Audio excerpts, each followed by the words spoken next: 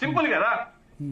అహంకారం ఒకటంటే ఓవరాల్ గా సరే మన పంచాయతీ రిజల్ట్ సంబంధించి హ్యాపీయా బీఆర్ఎస్ 27-28% వచ్చింది, హ్యాపీయా? చూడండి, హ్యాపీనెస్ అనేది కాదు. I mean how do you measure happiness? నేను అనేది వీఆర్ ఫైటింగ్ అండి. ఖచ్చితంగా మా కార్యకర్తలు, ఎందుకంటే ఒక అభ్యర్థి, ఒక బీసీ అభ్యర్థి వాళ్ళ మీద మూత్రం పోసారు కాంగ్రెస్ నాయకులు. మల్లయ్య యాదవ్ అనే ఒక ప్రచారం చేసినందుకు యాదవ్ వారిని హతమార్చారు ఇదే ఎలక్షన్ క్యాంపెయిన్ లో.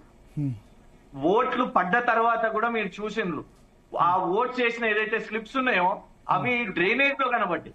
సో ఇంత ప్రెషర్ లో, అండ్ డీజీపీ గారు ఏమనంటారు, ఒక హత్య కూడా జరిగితే డీజీపీ గారు ప్రెస్ మీట్ పెట్టి ఏమున్నాయండి, కొంత తూపులాటలు జరిగినాయి, నొక్కున్నారు, గంతే, ఏం కాలేదని. హత్య జరిగినా కూడా ఈ స్థాయిలో వాళ్ళు ఎన్ని ప్రెషర్స్ పెట్టినా కూడా ఇవాళ 4031 సర్పంచ్లు గెలిచినామంటే డెఫినెట్ గా ఇవాళ ఏ స్థాయిలో ప్రభుత్వం మీద వ్యతిరేకత ఉంది అనేది స్పష్టంగా దీని మీద ఉన్నది. కాబట్టి ఖచ్చితంగా ఒకటి, వారు ఎంత అవహేళన చేస్తూ మాట్లాడినా, ఎంత టార్గెట్ చేస్తూ మాట్లాడినా, ఎంత కేటీఆర్ గారి మీద ఇవాళ అబద్ధాల ప్రచారం.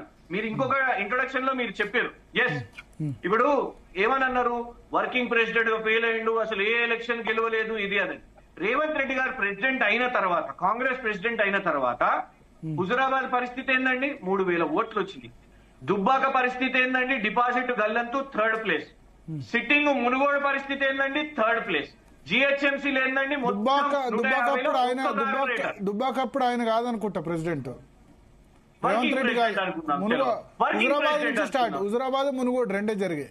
వర్కింగ్ ప్రెసిడెంట్ అనుకుందాం, ఓకే, వర్కింగ్ ప్రెసిడెంట్ అయినా కూడా మీ రిజల్ట్స్ అంటే, కానీ అయినా కూడా మేము అయ్యో ఇంత అహంకారం ఇంత మాట్లాడలేదు కదా. ఏమైంది తర్వాత? ఓకే, మీరు వచ్చింది కదా పవర్ లోకి, ఇవాళ కేటీఆర్ గారిని టార్గెట్ చేస్తూ మొత్తం ఫెయిల్ అయిపోయినావు ఇది అది అని అంటే, చూడండి ఒక్క ఎలక్షన్ తో ఏముండదు. అన్ని నేను చెప్పిన లిస్ట్ లో మేము గెలిచినవి ఉన్నాయి. మిగతా వాళ్ళు ఈటల రాజేందర్ గారు ఒక దగ్గర గెలిచిరు, మేము ఒక దగ్గర గెలిచినాం, సురభి వాణిదేవి గారిని గెలిపించుకున్నాం. సో ఒకటి, తారుమారు చేసేది ప్రజలు. ఆ ప్రజలు ఇవాళ చూస్తున్నారు మీ స్టేట్మెంట్స్ ని, ఫిరాయింపుల విషయం మీద మీరు చేస్తున్న డ్రామాని ప్రజలు చూస్తున్నారు. ఇవాళ ఏమన్నా అంటే బీఆర్ఎస్ బీజేపీ అనే మీరు మాటలు బీజేపీ చెప్పాలి. నారాయణ వేణుగోపాల్ రెడ్డి గారు, బీఆర్ఎస్ బీజేపీ ఒకటి అని రేవంత్ రెడ్డి ఇద్దరు కలిసి పోటీ చేస్తే వాళ్ళకి ఇన్ని వచ్చాయని చెప్పారు. మీకైతే 5% వచ్చాయి మొత్తం, ఓవరాల్ గా 5%, 6%. 12,627 పంచాయతీలో 600-700 వచ్చాయి. 5%, 6%. హ్యాపీయా భరత్ గారు? మీరు మాకే నచ్చినాయి వాళ్ళకే నచ్చినాయి అనేది ఎవరు చెప్పినాడో గుర్తున్నదా, లేకపోతే ఎవరన్నా ఐడెంటిఫై మీరే క్లెయిమ్ చేసుకున్నారు? నేను చేసుకుంటానండి. నేను 4,000 వచ్చినాయని క్లెయిమ్ చేస్తా. కాదండి, నేను 5,000 వచ్చినాయని ఇప్పుడు క్లెయిమ్ చేస్తా బీజేపీకి. ఇప్పుడు పంచాయతీ ఎన్నికల స్ఫూర్తి ముందు ముఖ్యమంత్రికి తెలిసి ఉండాలి. పంచాయతీ ఎన్నికలలో నేను చెప్తున్నా, నా అమ్మగారు నల్లగుంట ఉదాహరణ, నిన్నటిదాకా టీఆర్ఎస్ మా బామ్మారి సర్పంచ్ వాళ్ళు పోటీ చేసింది, బీజేపీ పోటీ చేసింది, అక్కడ కాంగ్రెస్ లేదు. గెలవగానే కాంగ్రెస్ అన్నది ఖతం. ఇట్లా చాలా ఉన్నాయి. ఇవన్నీ నేను ఏం చెప్తున్నా అంటే, సర్పంచ్ ఎన్నికలు 2 సంవత్సరాల నుంచి ఎన్నికలు పెట్టలేదు. 2 సంవత్సరాల నుంచి కేంద్ర ప్రభుత్వం నిధులు ఆగింది, రాష్ట్ర ప్రభుత్వం నిధులు ఇవ్వలేదు. వినొస్తుంది కదా? భరత్ గారిని అడుగుతున్నా. అయితే నాకు డౌట్ వచ్చింది, మాట్లాడుతుంటే అంటలేడు కాబట్టి నేను వినండి.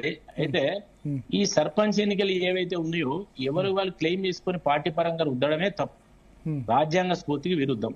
ఎందుకంటే 73వ రాజ్యాంగ సవరణ ఎవరు తెచ్చినో వాళ్ళకి తెలుసు, 74వ రాజ్యాంగ సవరణ ఎవరు తెచ్చినో వాళ్ళకి తెలుసు. నువ్వు వాటి గురించి మాట్లాడు.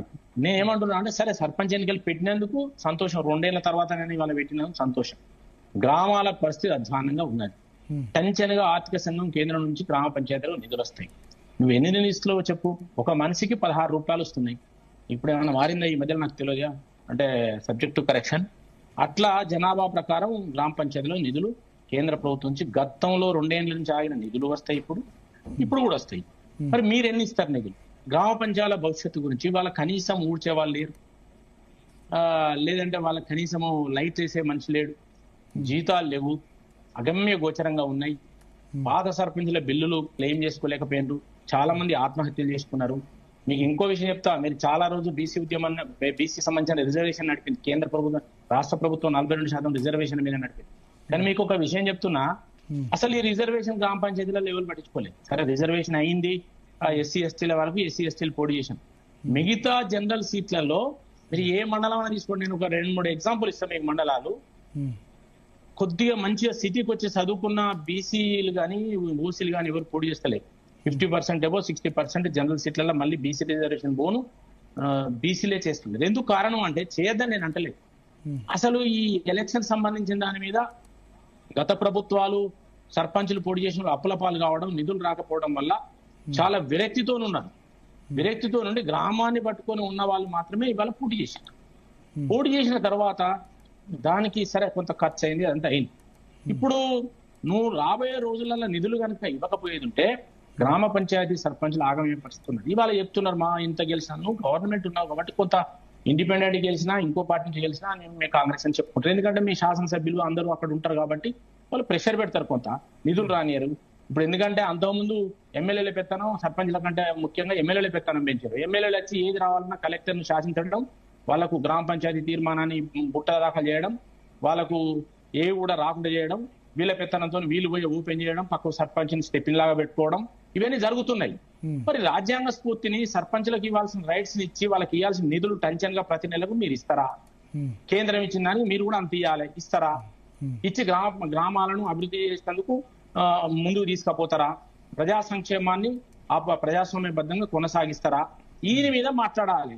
వీటి మీద మాట్లాడి గ్రామ పంచాయతీ ఎన్నికలు జరగగానే గ్రామాల యొక్క అభివృద్ధి గురించి కానీ, గ్రామాలలో ఉండే సంక్షేమం గురించి కానీ వాటి గురించి మాట్లాడాలి. ఇవాళ ఆ పార్టీలకు అతీతంగా, మన గుర్తులకు అతీతంగా, జెండాలకు అతీతంగా ఎన్నికలు జరిగినాయి. సరే కొంత పార్టీ ఇప్పుడు మీరు చెప్తున్నా, మొన్న టిఆర్ఎస్ గవర్నమెంట్ ఉన్నప్పుడు సర్పంచ్లంతా టిఆర్ఎస్ వల్లే నిధులు ఇచ్చినాయకున్నా మున్సిపాలిటీలు కూడా వాళ్ళే. ఎన్నికలు అయిపోగానే మా వరంగల్ మేయర్ టిఆర్ఎస్ చేంజ్ అయిందా కాలేదా? హైదరాబాద్ మేయర్ అయిందా కాలేదా? అట్లా మున్సిపాలిటీ చైర్మన్లు చేంజ్ అయినా కాలేదా? అట్లా లెక్క చెప్తే చాలా మంది అయింది. అంటే వాళ్ళంతా కాంగ్రెస్ లో గెలిచి, కాంగ్రెస్ ప్రభుత్వం గెలిచి ఇప్పుడు వీళ్ళకి చేంజ్ అయ్యి వీళ్ళకి బలమైందా? ఇవాళ 10 మంది ఎమ్మెల్యేల మీద రెఫరెండం చెప్పారు, చేరలేదు వాళ్ళు 26, 27 టెక్నికల్ గా వచ్చేదాకా ఇది నడిపిస్తారు. గతం 2/3 అంటారు, ఖతం చేస్తారు. ఇంకో 1 year లో ఇది కూడా వాళ్ళు ప్రాజెక్టు పూర్తి చేస్తారు. కాబట్టి పంచాయతీ ఎన్నికలు అసెంబ్లీకి రిఫ్లెక్ట్ కావు, రెఫరెండం కాదు. అసెంబ్లీ ఎన్నికలు పార్లమెంట్ కు రిఫ్లెక్ట్ కావు, రెఫరెండం కాదు. ఇది నాకంటే ఎక్కువ ముఖ్యమంత్రి గారికే తెలుసు. అంటే ఆ రకంగా మాట్లాడితే మనం ఏం చేయలేము. కానీ ఇవాళ గెలిచిన వాళ్ళందరూ మా పార్టీ అనుకుంటే వాళ్ళు భ్రమపడ్డట్టు అని నేను చెప్తున్నా. బట్ రేపు మీరు గ్రామ పంచాయతీకి ఇచ్చే నిధులు కానీ, గ్రామ పంచాయతీ రైట్స్ కానీ మీరు ఏ విధంగా ముందుకు తీసుకుపోతారనే దాని మీద మనం చర్చ పెట్టాలి, మాట్లాడాలి. గ్రామాల గురించి, గ్రామాలకు రావాల్సిన రైట్స్ గురించి, సర్పంచ్ రావాల్సిన రైట్స్ గురించి మాట్లాడాలి. ప్రతి గ్రామ పంచాయతీకి స్టాఫ్ ను ఫుల్ఫిల్ చేయాలి, ఇవన్నీ చేయాలి. ఇప్పుడు రైతు షెడ్లు ఉన్నాయి, ఊళ్ళల్లో ఉన్నాయి, ఊడ్చోలేడు లేక ఏవోలు అగ్రికల్చర్ ఎక్స్చేంజ్ ఆఫీసర్లు వాళ్ళే వారంలో ఒకసారి ఊడ్చుకుంటారు. వాళ్ళు ఊడలేకపోతే పాపం 100 రూపాయలు ఇచ్చి వాళ్ళ జేబులో జీతం ఇచ్చి ఊడిపించుకుంటారు. గ్రామాలలో పరిస్థితి ఉన్నదని చెప్తున్నా. కాబట్టి గ్రామాలలో నిధులు లేక, ఏది లేక ఎన్ని రోజులు అధ్వానంగా ఉన్న వాటికి ఇప్పుడు కూడా ఎన్నికలైనా ఇయ్యకపోతే ఇంకా దిగజారుతుందని నేను చెప్తున్నా. కాబట్టి వాటి మీద మీరు మాట్లాడండి. గ్రామాలు మీరు 2 ఏళ్ళు అయింది ఎన్నికలు పెట్టక పెట్టి ఇలా వాటి అభివృద్ధి గురించి, పెండింగ్ నిధుల గురించి, వాటి డెవలప్మెంట్ గురించి మీరు మాట్లాడకపోతే ఇవి మళ్ళీ రాజకీయాలే మాట్లాడుకుంటే రాజకీయం ఉంటాయి. మీరు 2 ఏళ్ల దాకా మీరు 6 పాయింట్ ఫార్ములా పక్కకు పెట్టిండ్రు. మళ్ళీ తాప్కోటు ఓసారి ఈ సిటీ అంటారు, ఓసారి ఫ్యూచర్ సిటీ అంటారు, ఆ సిటీ అంటారు. ఫ్యూచర్ సిటీ ఏమైనా రియల్ ఎస్టేట్ సిటీ, ఇట్లా మీరు అన్ని తాపుకొత్త ఎజెండా పెట్టుకుంటూ దాన్ని మరిపించే ప్రయత్నం చేస్తున్నారు. కానీ ప్రజలు మీ యొక్క ఫెయిల్యూర్స్ ఎస్టాబ్లిష్ అయి ఉన్నాయని నేను చెప్తున్నా. బట్ ఇవాళ గెలుపు కాంగ్రెస్ గెలుపు కాదని చెప్తున్నా. కాబట్టి రేపు రాబోయే రోజులలో ఇంతకంటే ఎక్కువ నష్టం జరుగుతుంది. ఉదాహరణ చెప్తున్నా, నేను హైదరాబాద్ ఎన్నికలు 2021 పనిచేసిన.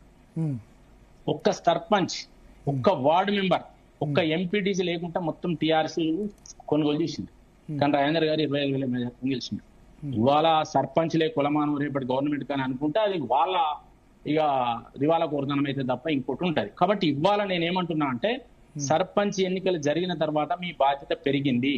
గ్రామాలకు నిధులు ఇవ్వాలి, గ్రామ పంచాయతీ